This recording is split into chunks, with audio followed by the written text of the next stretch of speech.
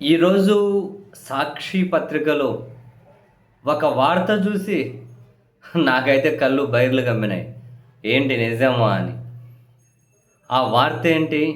రాజధాని ప్రాంతంలోని నీరుకొండ వద్ద ఎన్టీఆర్ విగ్రహం ఏర్పాటుకు డిపిఆర్ అంటే సమగ్ర ప్రాజెక్ట్ నివేదిక, డీటెయిల్డ్ ప్రాజెక్ట్ రిపోర్ట్ అంటారు కదా, డిపిఆర్ తయారీ పనులను షీలాండియా అసోసియేట్స్కు సిఆర్డిఏ సంస్థ అప్పగించిందట. అయితే ఇందుకోసం 11.56 కోట్లు కేటాయించిందట. ఏంది? ఒక విగ్రహం పెట్టడానికి ఒక ప్రాజెక్టు రిపోర్టుకే 11.56 కోట్ల. అయితే డిపిఆర్ తయారీకి ఇన్ని కోట్లు ఖర్చు చేస్తూ ఉండడంపై అధికార వర్గాలే నివ్వెరపోతున్నాయి అని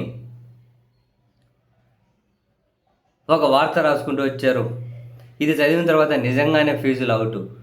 ఒక విగ్రహం పెట్టే ప్రాజెక్ట్ రిపోర్ట్ డిపిఆర్కే 11.56 కోట్ల. విగ్రహానికి ఎంత ఖర్చు పెడతారు? ఇంకా పొంగు ఇంకెంత ఖర్చు పెడతారు? ఎన్ని వందల కోట్లు దీనికోసం ఖర్చు పెట్టబోతూ ఉన్నారు.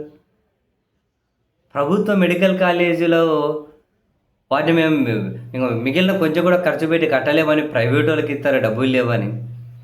దోమల మందు కొట్టడానికి డబ్బులు లేవంటారు. పాలకులు ఇంత దారుణంగా దుబారా చేస్తారా?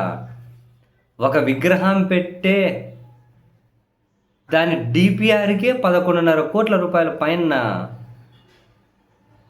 ఇదా పాలకులు పాలన చేసే తీరు? డబ్బులు లేవని, ఇబ్బంది ఉందని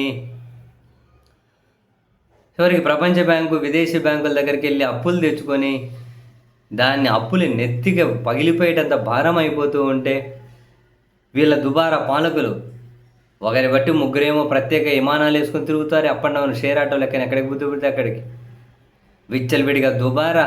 వీళ్ళ ఇళ్ళ ఖర్చులకు, ఇళ్ళకు పోయే దారిలో ఖర్చులకు, వీళ్ళ ఇళ్ళ ఖర్చులకే 4-5 విడతలుగా కోట్లు రిలీజ్ చేసుకుంటారు. విగ్రహం ఏర్పాటు చేసే డిపిఆర్కి ఎంత డబ్బులు అంటే విగ్రహానికి ఎంత రాబోయే రోజులు ఇంకే పనికి ఎంత ఖర్చు పెడతారు? ఏందా ఇంత అన్యాయం? వరని పాసుగల